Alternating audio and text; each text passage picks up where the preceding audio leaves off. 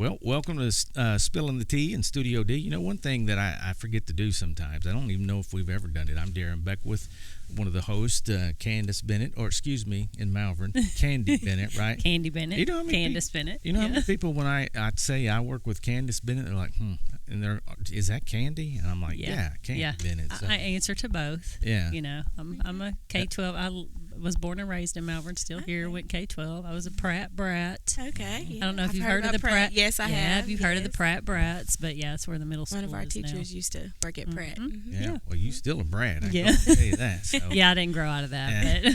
yeah. And Candace and I both student taught here, believe it or not, back in the day. So. Well, you student Yeah, taught. that's right. You were. But I taught right out of that's college. right. Yeah, Okay. exactly. Yeah. Yep. And how long were you here? 3 years. 3 years. Yeah. Okay. It was pretty cool. That's a great segue. So we have a 3-year teacher with us right here, Jazmine Yes. Johnson. Johnson. I knew I was going to do that. Johnson. You're fine, So Johnson. He yeah. does that on purpose. Yeah, Yeah. I wish I did. So it's just a sign of age. But Jazmine, great to have you this morning. Yes. Thank you for having me. You've been a part of the novice teacher program Yes. at Dawson, and Yes, so we'll get into that a little bit later. But how about you just introduce yourself? And we're always interested in what brought you to teaching. Okay. Well, as they've already stated, my name is Jazmine Johnson. I'm a third year. I went to Ouachita Baptist University. I student taught here as well. Oh, wow. I taught Awesome. student taught at Wilson, 5th grade, and then I did 1st grade over here. Loved it. I knew this was the school for me. I was like, oh, I just love it. And it's funny because I only applied here That's in awesome. Malvern, Yeah. and I was just That's where like, you wanted to be. Yes, I was like, I just knew in my heart this is where I wanted to be. Yeah. And so they hired me, and they told me I got kindergarten, and I was so excited because I knew I could love on those babies. And so I'm engaged, and I have a 2-year. Thank you. Yeah. Journey to Johnson. Yeah. Yeah. I have a 2-year-old son, and he's a character. I love him. And so what got me into teaching, it's really funny. So when I started at OBU, I was doing kines. Oh, wow. Yes, I was like, I'm going to be a physical therapist. I'm going to be a doctor. This is my call. This is what I'm going to do. So we did orientation. I scheduled my classes, and then in that moment, I realized, I said, this is not for me. It was all football players or right. Athletes. And Sure. I said, I don't think this is for me. And so I changed my major. It was maybe 3 weeks before school was going to start. And I fell in love with the education department. I fell in love with everything. And I knew teaching was my calling because they preach that Sure. Right. teaching is a calling. So when I'm originally from California, and so when I lived there, I was considered I was receiving special education services. Oh, wow. Okay. Yes. I had a stuttering problem. I had those type of things. And so my parents passed away. So I moved to Arkansas with my family, and so I had a teacher in 2nd grade. I will never forget her name, Miss Purefoy.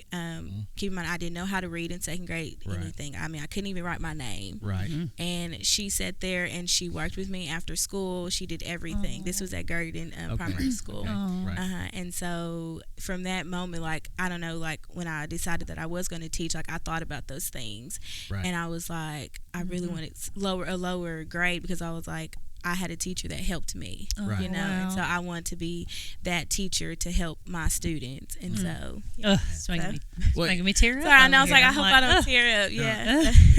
But it's interesting you say that. I think anybody anybody probably in any profession, they can look back in life and think about that teacher that was so instrumental in giving them that push to say, hey, you got this, you can do this, and encourage along the way. And that's the cool thing about education, is the fact that you really and truly you get to give back. You know what I'm saying? And that's an incredible story coming to a new state. Yes. And Culture shock. I started to say, Oh yeah, for sure. But I can't even imagine being in 2nd grade and like you're saying, making that massive move from California to Arkansas, number one, but number two, knowing a little bit you're behind, but then you have this teacher that saw the potential in you and spent the time to pour into. I mean, I don't know what all she did, but I mean, by the end of 2nd grade, I was reading, and then literally by by 3rd grade, like, we used to do AR points, and Right. I used to get the highs. Like, that was a competition for me. I wanted to beat my score every single time. So. Yeah. But and I can't even imagine what part of California were you in? So it was South LA. Okay. So we were Wow. actually, me and my sister, we were close to it was South Central, so we were close to the bad parts Right. of LA. So Yeah. we saw the bad parts of California, because people are like, oh, you're from California. I'm like, well, it was kind of the bad parts of it. It wasn't the pretty part of California. So Well, and really and truly, this sounds like honestly, a God thing in that. I mean, yes, most definitely. I mean, He plucked you out of there at the right time, right? Yes, He did. And a lot of times, sometimes these small schools may get a bad rap. But and I'm a small school dude myself. I went to Cutter Morning Star, graduated with 40 folks, right? Yeah, same. Yeah. And so the thing I would say about that is the biggest plus I think there is the teachers get to know, not that they don't in larger schools, right, but in the small school they can really zero in on you, and they when they have a heart for kids, which is all teachers do, or let's say should, right? Yes. Yeah. And I think the majority of them do. Yeah. But to step in and realize, number one, hey, this young lady's behind. Hey, number two, I see something in her, and most importantly, number three, we're going to get her there, right? Yes. I mean, and what a testimony. I mean, just I think anybody wanting to go in education needs to watch the podcast, because it just shows you Right. how big of an impact excuse me, that an educator has. Most definitely. And can truly change a life. And it's pretty. She, like awesome. I said, she most definitely did. Like, she took the time with me. She, so my great aunt and uncle adopted me and my sister, and so they're older, and so they didn't understand, and my aunt didn't have kids, and so this was all new to them as well, and so she also helped them as well. So. But think back. I mean, how did that make you feel when you finally, the light went on, you finally got it, and you were able to read, like you say? Like, I couldn't stop. Right. Like, I just had this fire. Like, I just had this drive. Like, I just literally could not stop. I would read everything.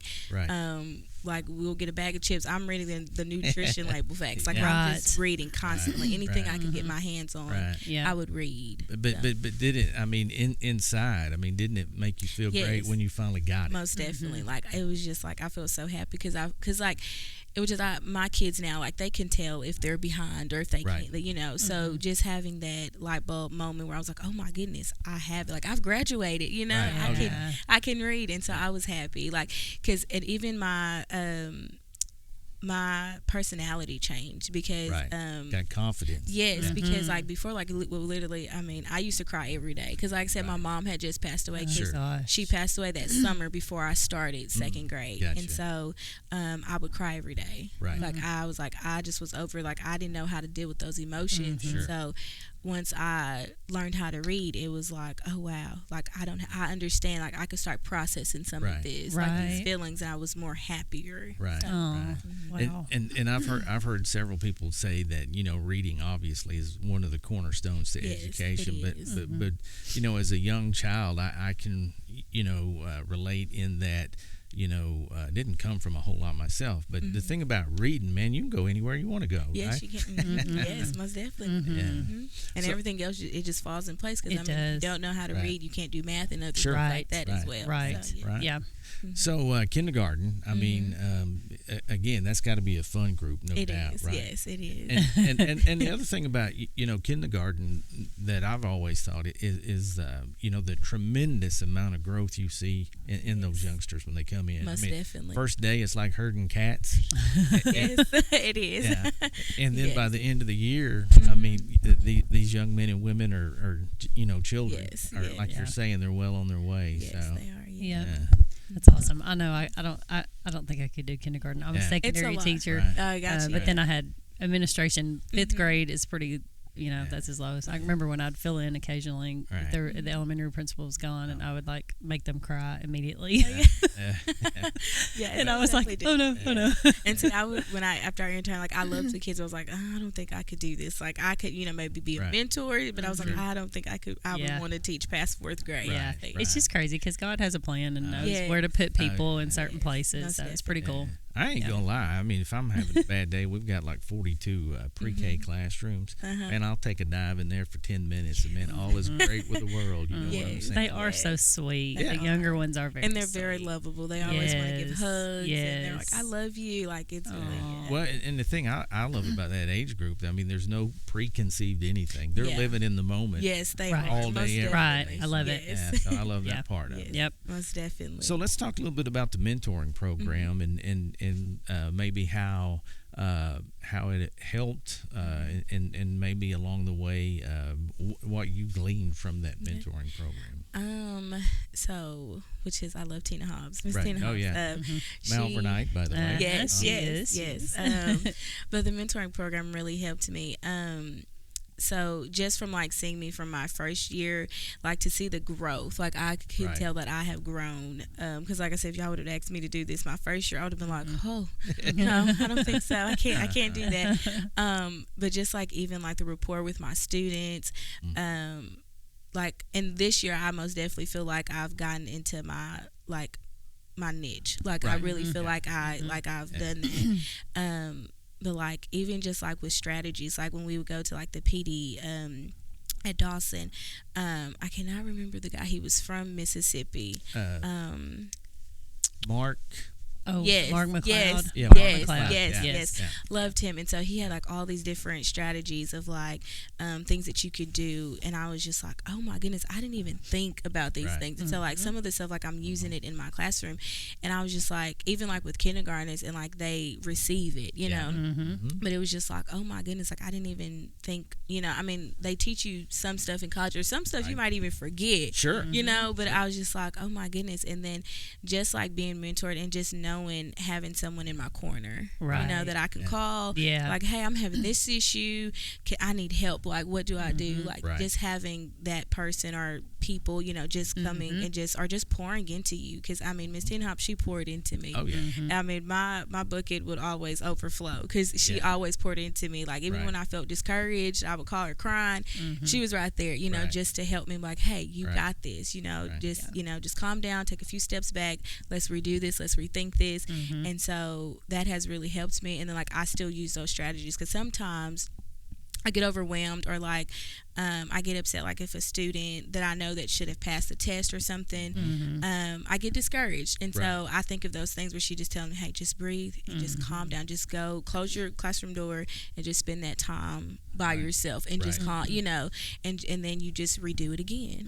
And so I really do appreciate that, because I know before, I don't know if it was because, I mean, I'm still kind of young, but like I was younger, I would get so upset, I would get so frustrated, and I was just like, oh no, I'm done. Well, like, isn't it weird how you look back on those moments and go, oh my gosh, why'd I get upset about that? And I was like, oh, that's kind of silly, you know. But she was like, I mean, I've called crying, everything, and then she was just there. She was like, okay, look, you're gonna be fine, you know, this is just a part of education, the emotions, you know. So it matters. You need that person, people in your, because I mean, I remember coming out of college to Malvern High School, and then I was teaching with all of my old teachers, which was weird, but they kind of took me under their wing, and when things happened, I mean, they were there, they provided all kinds of resources and just advice, and I probably wouldn't have made it that first couple of years without them. Even like the kindergarten team, like so I was pregnant my first year, and so they like, I mean, they took me under their wing, like I mean, they showed me things, like they was like, don't worry about, like, we'll help you,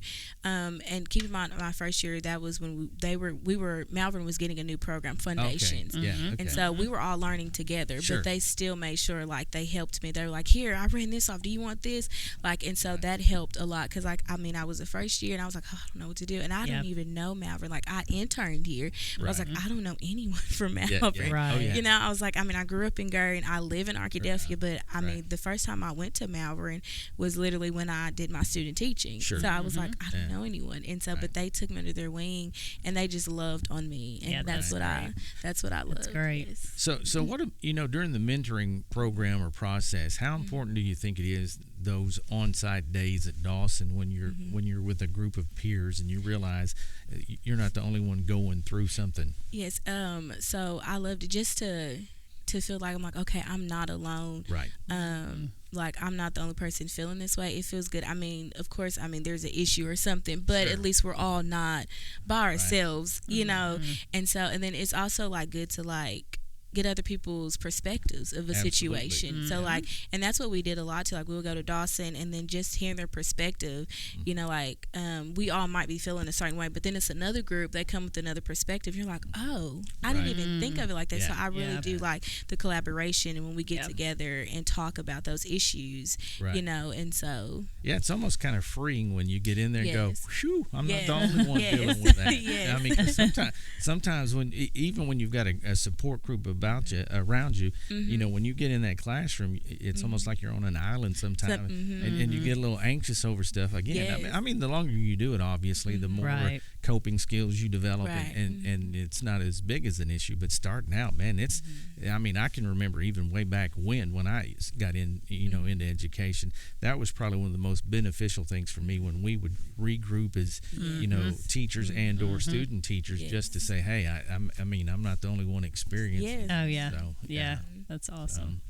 So as far as you know, becoming an educator, so I know you said when you got to college you kind of had a mind shift or whatever, but early on, did that ever enter your mind? Or? It did. So actually, from second grade when I learned, I was like, oh, I'm going to be a teacher. I'm going to be a teacher. Did you line the stuffed animals up on the bed? Yes, I did.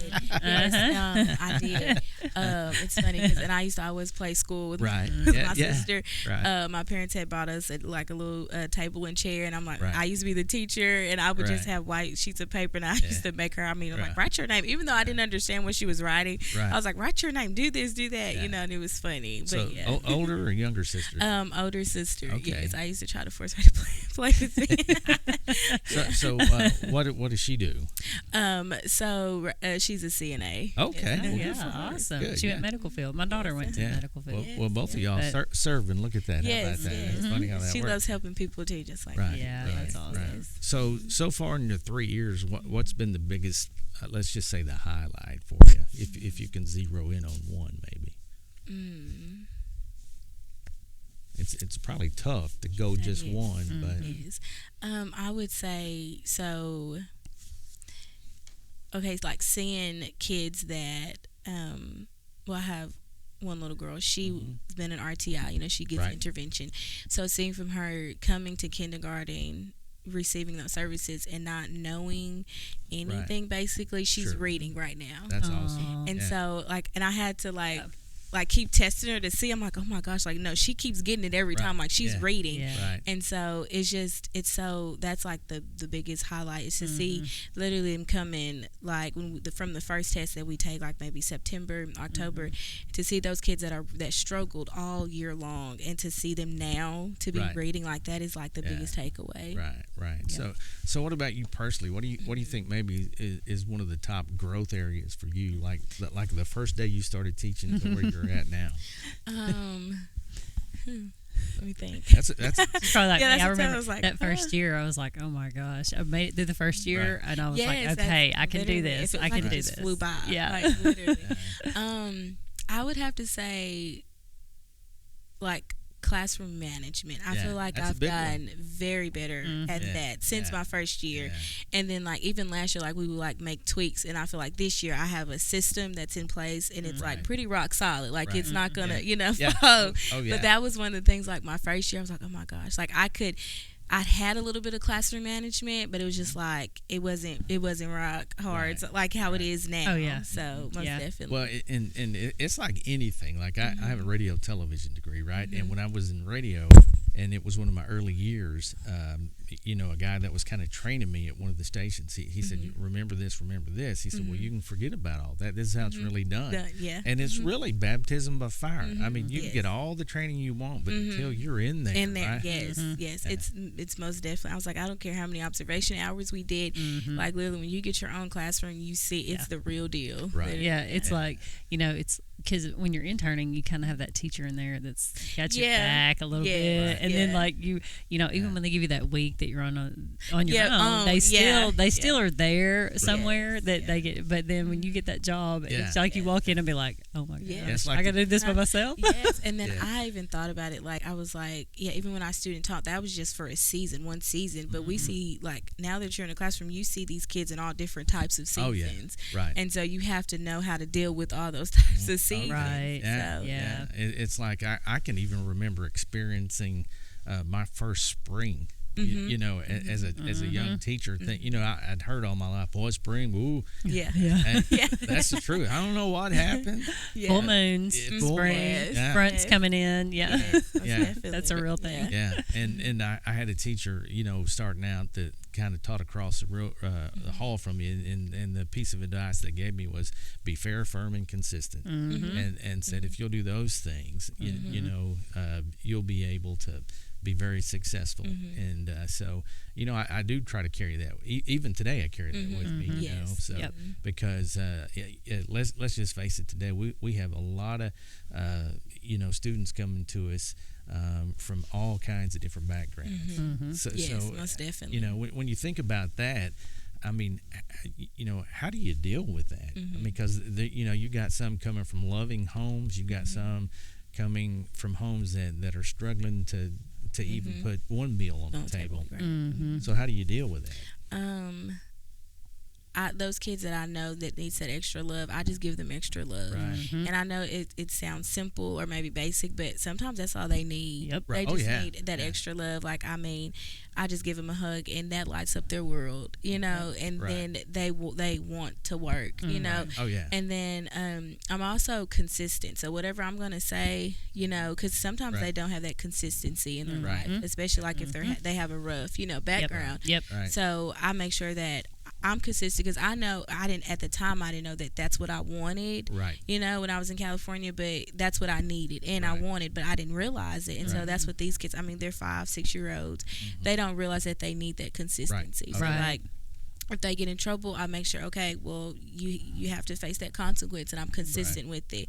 And so I feel like they respect me a little more as well, because even though they got in trouble, but they knew that they were going to, because they made a bad choice, and they know you still love them. And they still and so that's one thing I do, like I said, but I give them that little extra love, the extra hug.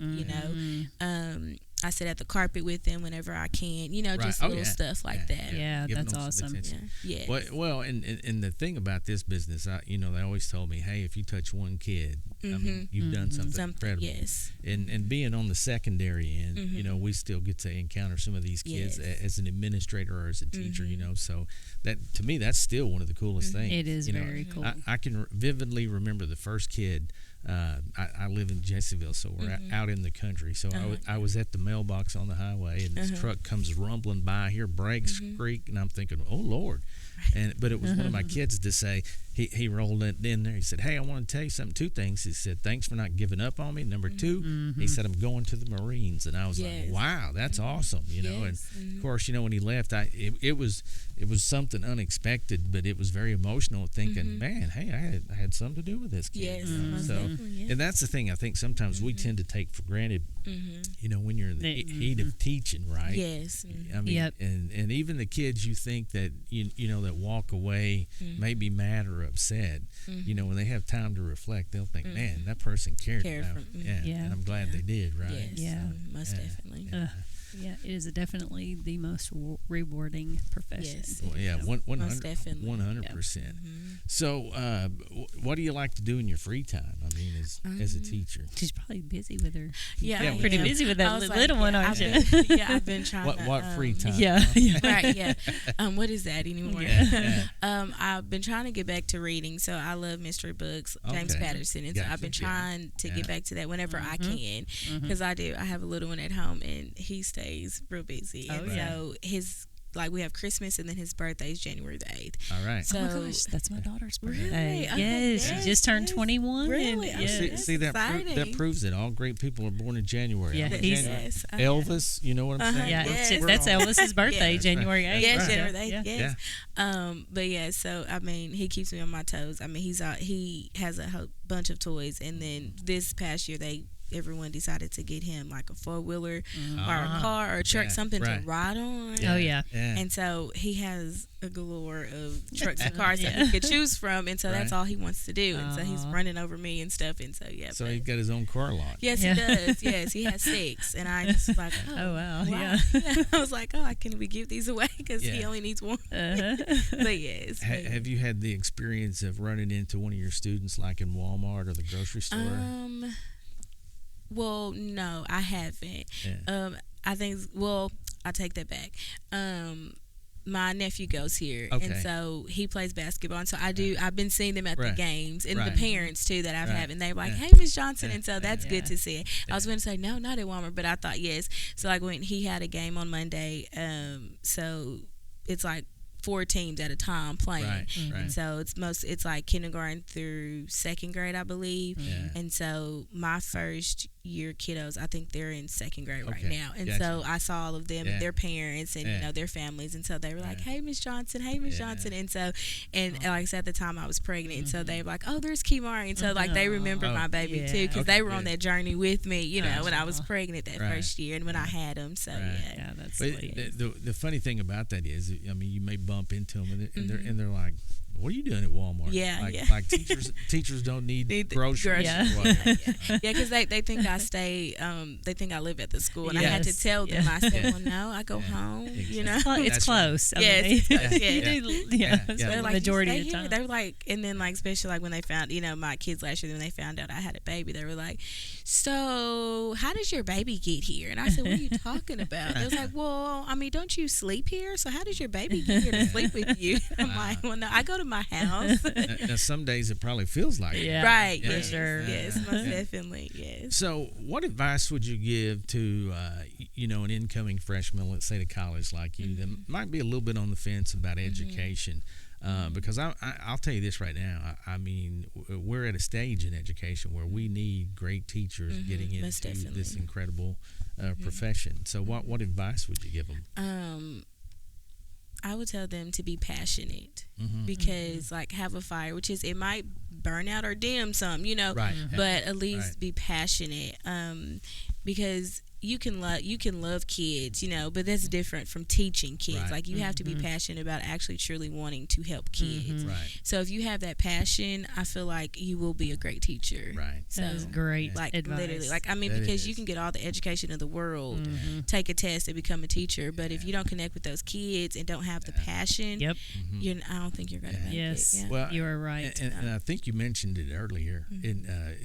Like you said, kind of a calling. It truly is. Yes, a calling, it's a calling. Most definitely, I agree with that. Because like I said, I mean, I've said this over and over on the podcast, but I mean, radio was going to be my life, and through going to like Career Day or Red Ribbon Week, it's like the good Lord said, "Hey, man, you've had fun. Now let's do my thing, right?" Yes, but it was being around kids that developed that passion. Yes, and I mean, there was no denying it. So, but it's like I said, it's a wonderful profession for sure. It is most definitely. Yep, I just want to tell them just to have that passion.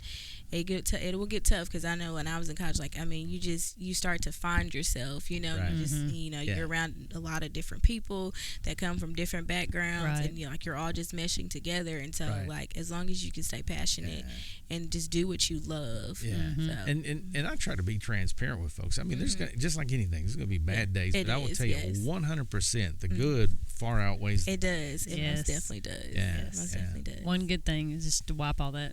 That you were worried about away. That's right. Absolutely. Most definitely, especially like when you see your kids smile or they just look at you and just do that grin, like you're like, oh, this is why I'm here. This is why I'm here. Yeah. Can we talk about these chairs for a minute? These are pretty comfortable, aren't they? Yeah, they are. Yeah, our little chairs. Yeah, yes. I forget when we go into the elementary schools. We're going to be sitting in these chairs. I know. I'm having to focus and watch Michael in his little chair over there. Hey, this is what you call faith. A big guy like me sitting in a chair this big. You know what I'm saying? Yeah. So, And, I'm used to it, so I'm like, you probably are. You probably have smaller ones than this. I do. Well, I have chairs like this, but then like at my small group table, like they're like, I have tiny, the little blue chairs, they're tiny. It's almost sitting on the floor. Yes, literally. I can remember telling my son's kindergarten teacher, hey, good call on the chairs, like parent-teacher conference. I mean, because they are tiny, and you're like, and you can barely take it 5 minutes, you're in, you're out. So that was a good strategy, I thought. Yeah. So, what kind of music are you into? Your playlist, R&B. I love R&B. Okay. Old school R&B, and then now, what do you call an old school? Probably what you're calling old school. We probably, you know what I'm saying. She's about to make us feel old, right? No, like the '90s, early 2000s. I got you. Now, my fiance loves blues. Yeah. And so I'm starting to lean towards, blues. So you're fired up about the Super Bowl then this weekend with Usher, right? I'm not. Well, yes, but I'm not a sports person. I probably only watch his Tom show. Yeah. That's what a lot of people do. Yeah, I was like, that's all I'm gonna do. Yeah. So as your son, as he grows up, he watches you. I mean, as a young mother, how do you encourage him, even at this young age, as far as maybe looking into where he may want to be someday? I mean, he's going between now and school, even he'll probably tell you 9 million times he wants to be an NFL. Dad would probably wish. That's right. Yeah. Right.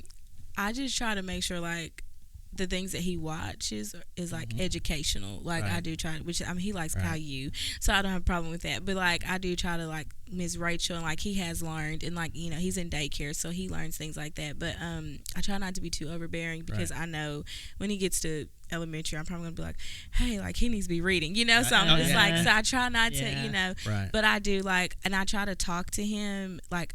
Well, I've never talked to him in a baby voice. Maybe like when he was first born. Sure. But like I actually do talk to him like I'm talking to like an adult or anyone, and so we have those conversations, and I'll ask him like, hey, how was your day? How are you feeling? Even though, he's talking a little bit, but his words just, they run together. Sure. But I still try to at least do those conversations so he can be familiar with those. Right. Well, and that's the thing too about, being in a profession where you're around kids and what have you. To me, it really, I think about some situations where I've gone in at leadership roles and thinking you may or may not, because my son would be, or I should say our son was going to be with me. I always saw potential in what I could do to make a difference for him, which everybody, hopefully would glean from that. And it's the same way in the classroom, right? Yes. And it's good practice, I think, as a parent to for a couple of reasons, to know that it's you got a room full of kids coming from diverse backgrounds, right? And it gives you a chance to, and I think too, there was some of those ringtail tutors, as my dad would say, that would come through, and I'm thinking, whew, I got to work on my son. I don't want, Well, and then like 3 years in, you got to have like funny story or embarrassing moment or something the kids said. I mean, share something like that. Okay. So she's like, I have so many. Yeah, I do. So one of my kids, she's in first grade now. This is last year. Right. She was like, Miss Johnson, well, no, she told her mom, so let me back up. She told her mom, she was like, I'm so beautiful. And her mom's like, yeah, because you look like me. And she goes, no, because I look like Miss Johnson. And she was like, oh, this is the kicker. She was like, and I'm going to go and buy me wigs like Miss Johnson. She's like, I'm going to buy wigs and have wigs be like Miss Johnson. Yeah. And I just cracked. I was like, but yeah, girl, you can get you a wig. That is awesome. Hey, Veronica back there behind the scenes, hey, she can relate. She's got, she's got a church wig. Yeah, she got a rainy day wig. Yeah, she does. I she do. does. Yes. So, and it's funny if I change it in the middle of the week. Like they're like, I like your hair, or like if I get braids or something, they're like, oh my goodness, I love your ropes. And I'm like, yes. And then they'll be like, if I wear a long wig and then I come back with a short wig, they're like, oh, did you cut your hair? Or it's like, or if I do the short wig to the long wig, how did your hair grow that long overnight? Like, it's hilarious. That's awesome. Like, yes. And that's the thing I love about kindergarten. Yeah. 100% open and honest. Oh, yeah. They are. Oh, yeah. They are so open. No reservation. Yeah. Right? That's the crazy thing, because you know everything that's going on on at home because they're going to come and tell you. Yeah. One little girl, I normally keep my nails done, and so we just have a nail appointment this weekend. But one of my nails broke, and she tells my aide, she whispers to her, but I hear it. She goes, Miss Johnson's nails look raggedy. She needs to go and get her nails done. And I go, oh, okay. But she was whispering to my aide, like she didn't think I heard her, but I just laughed. And I was like, okay. That is so funny. I mean, it's hilarious the things that they pay attention to. Yes. Oh yeah. Because I'm like, why would you notice that? Like no one, like it was just one nail that broke off, but she knows. Girl, that was raggedy. Right? Yes, they were raggedy. They were raggedy. So I took them all off. Oh man, that's awesome. That's awesome. Oh great. So do you eat in the cafeteria much? You have a favorite meal in the cafeteria? Yes, I do. There we go. I like their pastas. So they have, I like two things. I have two favorites. One is their chicken Alfredo pasta. It's really good. Mm-hmm. And then I also like their beef fingers with mashed potatoes. Oh, yeah. I'm not a picky eater, so I like pretty much all the meals. This is one of those mysteries, and it's probably changed. But when I was in school, and you might can relate, when we had pizza, they had green beans with them. Yeah, or corn. Yeah. And they I was like, they had to have a vegetable. They have to have a vegetable. You got to have a vegetable, Darren. Yes, but I was like, okay. Or sometimes they have beans too. Well, yeah. I remember when I was teaching, cleaning everything out. Well, this is way back in 96. Is that when we started teaching? Mm-hmm. But whenever I was teaching at Malvern in the cafeteria, they would make like homemade rolls, and then they would put ham and cheese in them. Oh, they were so good. They were so good. Yes. Yeah.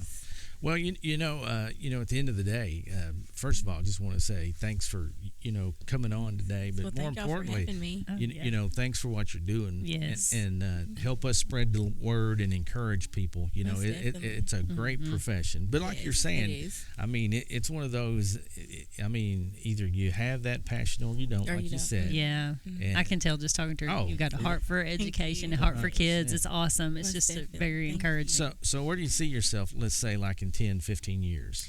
Okay, so this is my first time saying it out to people. Mm-hmm. I want to own my own school. Okay, eventually. Good. Yeah. Yes, I do. Yeah. I do. See. Yes. Okay, so then when I retire, then you can hire me. Yes, I will teach for you. Okay, I will come and teach for you. Well, and what I say now, I mean that's a bona fide dream, because a dream's not a dream until you speak it, right? Yes. And he knows I'm serious. Yeah. He would probably retire and come teach. Oh yeah, we love kids. Love kids. Yeah. And champion kind of the underdogs, if you will, because me too.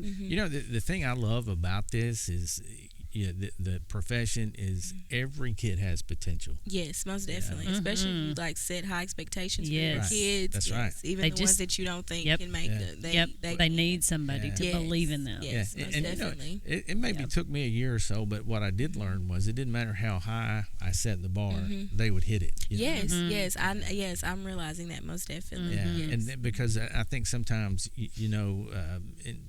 you may get a kid coming to you from another teacher that maybe didn't connect for whatever reason. Right. And they want to tell you, better watch out for that one. But I mean, through the years, I had so many of those kids that were probably some of the most successful kids I had. Most definitely. And it's probably because I'm more like a kid even today at 57 than most of them are. Me too, but not at 57. Yeah, I know. You got me by a few years. 62? Is that right? Yeah. Okay. Well, I tell you. Well, anything you want to say before we wrap this up? I mean, just thank y'all for having me. Oh, absolutely. I'm so glad you joined us. Hey, awesome. we may have to make her part of the road crew. I know. That's what I'm saying. Share some love. That's right. That's right. Well, keep on fighting your fight. Thank keep you. doing the good things that you're doing. We appreciate you for coming by today. Thank you so much for having me. You betcha. Thank you. Well, that's going to put a wrap on this edition of Spilling the Tea with Candy B, right? How'd you like that? So that Darren B. Yeah. Candy B. That just kind of walks off. Well, Candy B flows a little bit better. I like it. So until next time, we will see you on the other side of Spilling the Tea, I guess. So, yeah. Okay. Look at that. School bell. School bell. Wrap it up. Perfect time. Yeah, perfect. It might be recess time. Yeah. Oh, it is. My favorite time of the day. Yes, recess time. All right. Well, we appreciate everybody watching us, and we'll see you next time.